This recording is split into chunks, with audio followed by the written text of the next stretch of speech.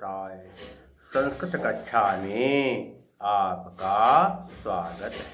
मैं प्रतीत Ram Verma, assistant professor, Shri Gandhi महाविद्यालय, सिधौली, सीतापुर। आज मैं संस्कृत गद्य साहित्य में, गद्य के क्षेत्र में कौन कौन सी रचनाएं की गईं और संस्कृत गद्य का विकास कैसे हुआ, इस पर चर्चा करूँगा। गद्य की उत्पत्ति के विषय में भली भांति विचार करने पर यह निष्कर्ष निकलता है कि मानव ने अपने विचारों को पहले गद्य में ही प्रस्तुत किया होगा, क्योंकि प्राचीन काल में छंदोबद्ध भाषा में बातचीत होना संभव नहीं था। इसलिए ये सिद्ध होता है कि गद्य पद्य से ज़्यादा प्राचीन है। पहले गद्य का ही विकास हुआ। गद्य साहित्य का विकास देखा जाए तो दो भागों में है। नंबर एक, वैदिक साहित्य का गद्य। वैदिक साहित्य के गद्य में क्या है कि पहला जो है संहिता कालीन गद्य। ऋग्वेद में भी गद्य का वर्णन मिलता है और इसके अलावा उपनिषदों में, आरण्य ग्रंथों में, वेदांगों में गद्य का स्वरूप दिखाई देता है। उसमें प्रौढ़ता, समास बहुलता का भाव है, लेकिन वाक्य बड़े ही सरल एवं सहज हैं। रोचकता है, सरसता है वैदिक गद्य में। और वैदिक गद्य के बाद ब्राह्मणकालीन गद्य आया। उसमें भी देवी देवताओं का वर्णन गद्य में ही किया गया। इसके बाद उपनिषदों की रचना की गई।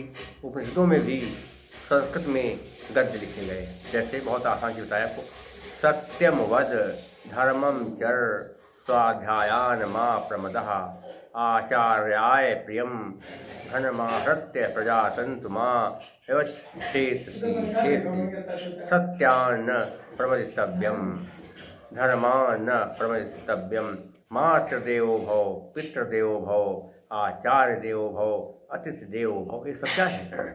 संस्कृत गद्य के रूप हैं और ये सब उपनिषदों के समय में हुआ। इसके बाद पुराणों में भी गद्य मिलता है। महाभारत में भी थोड़ा बहुत यदा कदा गद्य का प्रयोग हुआ है। इसके अलावा शास्त्रों में भी गद्य के सुंदर रूप मिलते हैं। जयंत भट्ट ने न्याय मंजरी में अत्यंत सुंदर, सरस एवं प्रांजल गद्य का प्रयोग किया है। उदाहरण के लिए बताएं, आह क्षुद्र तार्किक सर्वत्रानभिज्ञो असि ब्रह्मैव जीवात्मनो नहीं ततो अन्यो अन्य। इस प्रकार से शिलालेखों पर भी जो है संस्कृत भाषा में गद्य लिखा जाता था। गद्य में ही जो है वहाँ लेख लिखे जाते थे। तो ये तो बहुत प्राचीन काल का गद्य था। लेकिन जो उसके बाद गद्य का रूप मिलता है वो संस्कृत साहित्य के लौकिक साहित्य में मिलता है। संस्कृत के लौकिक साहित्य में मिलता है। जैसे सबसे पहले गद्य साहित्य में, लौकिक संस्कृत साहित्य में सबसे पहले गद्य में महाकवि दंडी का प्रवेश हुआ, क्योंकि महाकवि दंडी लौकिक संस्कृत के पहले गद्य लेखक माने जाते हैं। अवन दंडी ने एक किताब लिखी है, अवंति सुंदरी कथा। अवंत सुंदरी कथा के हिसाब से या अवंत सुंदरी कथा में महाकवि दंडी के विषय में थोड़ी बहुत जानकारी मिलती है। ये माना जाता है कि कविवर भारव के 3 लड़के हुए, जिनमें मनोरथ मध्यम था और मनोरथ भी बड़ा ज्ञानी था। मनोरथ के 4 पुत्र हुए, जिनमें वीरदत्त सबसे छोटा था। भारव के पुत्र का नाम था मनोरथ। और मनोरथ के 4 पुत्र हुए, जिनमें एक वीरदत्त थे। वीरदत्त सबसे छोटे थे। उनकी पत्नी का नाम गौरी था।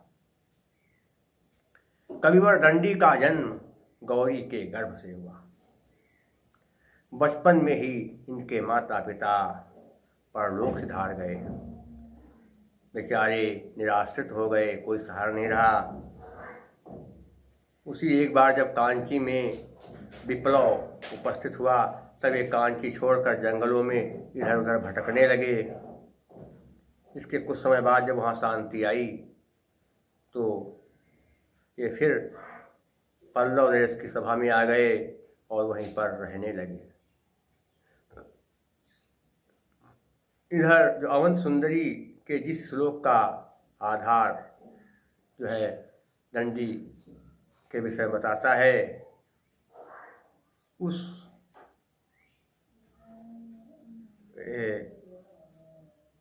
श्लोक में बड़ी ही रमणीयता है, बड़ी ही सरलता है और स्पष्ट रूप से इनके जीवन का ज्ञान होता है।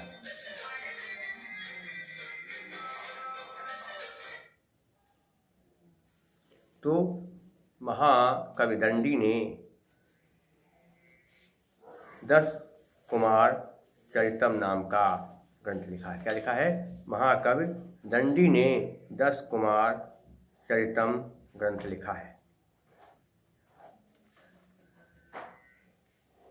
इसके अलावा अवंत सुंदरी कथा लिखी है, काव्या दर्श लिखा है। तो यहाँ पर हम बात करेंगे जो प्रसिद्ध ग्रंथ है 10 कुमार चरितम। 10 कुमार चरितम 10 उच्छ्वासों में बटा हुआ है और इसमें 10 कुमारों की जीवन कथा है। 10 कुमार कैसे जीवन यापन करते हैं, कैसे उन्नत करते हैं, कैसे उनको दुख मिलते हैं समय पर, क्या उनको सुख दुख का सामना करना पड़ता है, इन सारी बातों का वर्णन 10 कुमार चरितम में है। कहानी इसमें बड़ी लंबी है, इसलिए ज़्यादा इस समय कहानी बताई नहीं जा सकती क्योंकि वीडियो बहुत लंबा हो जाएगा। इसलिए को इतना ध्यान देना है कि 10 कुमार चरितम में 10 कुमारों के जीवन का बहुत ही सुंदर वर्णन है। इसमें अच्छे और बुरे सारे कर्मों का वर्णन है। यहाँ तक कि चोरी के 40 प्रकार के उपायों को भी इसी 10 कुमार चरितम में बताया कि चोरी करने के भी तमाम ढंग होते हैं।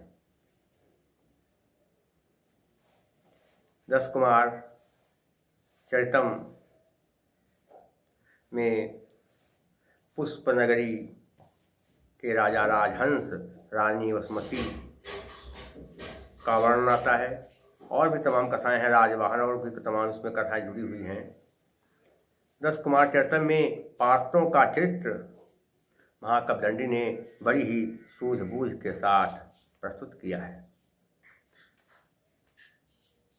इसकी भाषा सरल ललित है, प्रवाहमयी है, परिष्कृत है और मुहावरेदार है। जैसे उदाहरण के लिए कहें क्या, तस्य वसुमती नाम सुमति लीलावती कुलशेखर रमरी रमरी बभूव। इस तरह से वाक्य है, सुंदर सुंदर वाक्य दिए हुए हैं। अब दूसरे महाकवि हैं जिनका नाम है सुबंधु।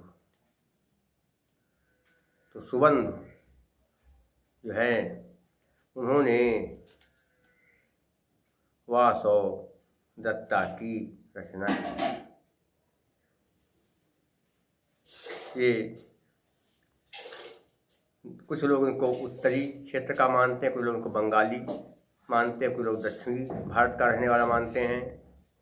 और नरसिंह वैद्य ने तुम्हें विक्रमादित्य का सभा पंडित बताया है और बताया है कि ये अपने आश्रयदाता के मरणोपरांत जो है वहीं रहे और उन्होंने फिर वासव दत्ता की रचना की। तो विक्रमादित्य की राजधानी पाटलिपुत्र की, पटना थी। इस तरह से हम इस निष्कर्ष पर पहुँचते हैं कि सुबंधु का जन्म स्थान पटना या उसके आसपास का ही कोई क्षेत्र रहा होगा। तो कुछ लोग कहते हैं कि इनकी जन्मभूमि मालवा रही है और इसके बाद गुप्त राजाओं के आमंत्रण पर सुबंधु पाटलिपुत्र चले गए और वहीं पर उन्होंने वासव दत्ता की रचना की। और इनका समय भी 600 ईस्वी के लगभग माना जाता है, और दंडी का भी समय 600 ईस्वी के लगभग ही है। सुमंत की एक ही रचना वासुदत्ता प्राप्त होती है, और वासुदत्ता जो है बहुत ही सुंदर रचना है। इसमें यह कथा बहुत सुंदर है कि चिंतामणि नामक राजा के एक कंदर्प, चिंतामणि नाम के एक राजा थे। उनके कंदर्प केतु नाम का एक बहुत सुंदर पुत्र था। जो एक कंदर्प, चिंतामणि एक राजा थे, उनके कंदर्प केतु नाम का एक बहुत सुंदर लड़का था, पुत्र था। एक बार कंदर्प केतु ने सपने में एक सुंदर लड़की को देखा। इसके बाद सपना टूट गया, तो उसको नींद नहीं आई, और फिर उसने अपने सपने का हाल अपने मित्र मकरंद को बताया, और फिर उस सुंदर लड़की की तलाश में कंदर्प केतु मकरंद के साथ घर से बाहर निकल पड़ा, और फिर विंध्याचल पहाड़ के पास पहुंच करके वह आराम करने लगा। और जब वो आराम कर रहा था तो वहीं पर एक तोता अपनी प्रियतमा मैना को डांट रहा था। ये कंदर्प के ने सुना। कंदर्प के जहाँ सो रहे थे पहाड़ी के पास, वहाँ पर एक तोता अपनी प्रियतमा मैना को डांट रहा था और कह रहा था कि तुम जो है कहाँ रही इतनी देर, बहुत देर में क्यों आई हो, और देर में आने का कारण बताओ। और फिर वो जो है तोता बताता है कि श्रृंगार शेखर नाम के एक राजा हैं, जिनकी एक पुत्री है जिसका नाम है वासुदत्ता। श्रृंगार शेखर नामक एक राजा है जिनकी पुत्री का नाम है वासुदत्ता। वासुदत्ता बड़ी सुंदरी है, अनन्य सुंदरी है। सपने में एक दिन वासुदत्ता एक सुंदर युवक को देखती है और उसके प्रति आकर्षित हो जाती है, और फिर वासुदत्ता अपनी सखी तमालिका को उस युवक के बारे में बताती है और कहती है कि उस युवक के पास तुम जाओ और मेरा संदेश भेजो। तो तमालिका उस युवक को तलाश में जाती है, और रास्ते में उसको कंदर्प केतु मिल जाते हैं। तो तमालिका उनको सारा समाचार बताती है कि मेरी एक सखी है जिनका नाम वासुदत्ता है, और वो आपसे प्यार करना चाहती हैं, आपसे मिलना चाहती हैं। तो फिर कंदर्प केतु और वासुदत्ता एक दूसरे से मिलते हैं, और स्थान कहाँ था, पाटलिपुत्र में मिलते हैं। फिर राजकुमारी वासुदत्ता बताती है कि हे मेरे प्रिय मेरे पिता मेरा विवाह एक विद्याधर से करना चाहते हैं। विद्याधर का नाम है पुष्पकेतु, इसीलिए मैं वहाँ से भाग आई हूँ। तो अब मैं तुमसे विवाह करना चाहती हूँ। तभी भगवान कृपा से उनको एक रास्ते में घोड़ा मिलता है, और घोड़ा जादुई घोड़ा था। उस घोड़े की सहायता से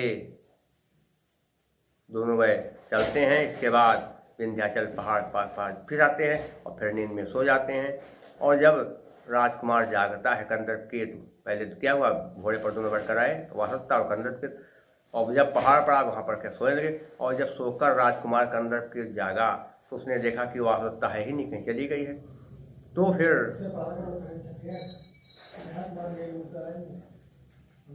वह सोचता है कि मेरी प्रियतमा नहीं तो मैं क्या करूँगा जिंदा रहकर। तो वो आत्महत्या करना चाहता है।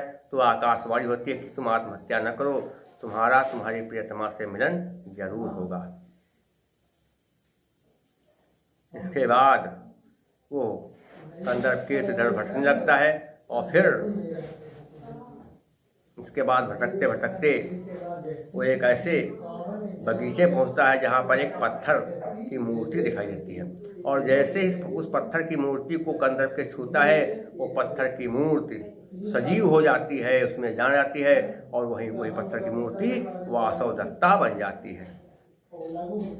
और फिर कंदर्प के स्पर्श से वो पत्थर की मूर्ति वासुदेवता बन गई और फिर दोनों बड़े प्रसन्न हुए। वासुदेवता भी प्रसन्न हो गई और कंदर्प भी बहुत प्रसन्न हो गया और फिर कंदर्प वासुदेवता को लेकर के अपनी राजधानी को चला आया। ये है कहानी किसकी? वासुदेवता की।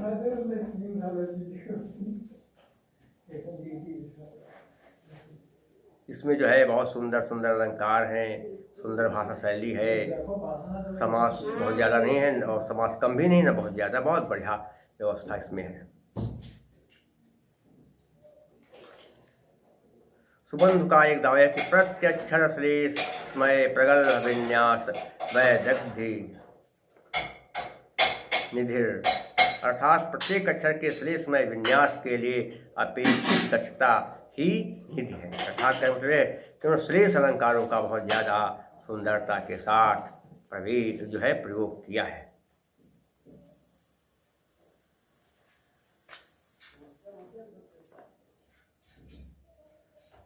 वासव जब कहते हैं कि उदाहरण के लिए कि जब स्वप्न में कंदर्प केत को देख करके वासुदेवता बड़ी व्याकुल हो जाती है। सपने में जब वासुदेवता कंदर्प केत को देखते तो व्याकुल हो जाती है। उसका वर्णन है कि मुग्धे मदन मंजरी सिंचांगानि चंदन वारणा सरले बसंत सेनी सुवर्ण केश पासम। इस तरह के वाक्य सुंदर सुंदर। तो अब आज के लिए इतना ही और शेष अगले अंक में मैं आपको ज़्यादा इसमें कमी नहीं है। बाणभट्ट, अंबिका दत्त, व्यास और इसके अलावा जो है महाकवि बाण के बाद अंबिका व्यास के बारे में बताएंगे और भी उसके साथ दो तीन कवि हैं जिनके बारे में जैसे पंडित क्षमाराव विश्वेश्वर पांडे, ये दो तीन का बचे हैं, इनको मैं अगले अंक में आपको बताऊंगा। तब तक के लिए नमः संस्कृताय।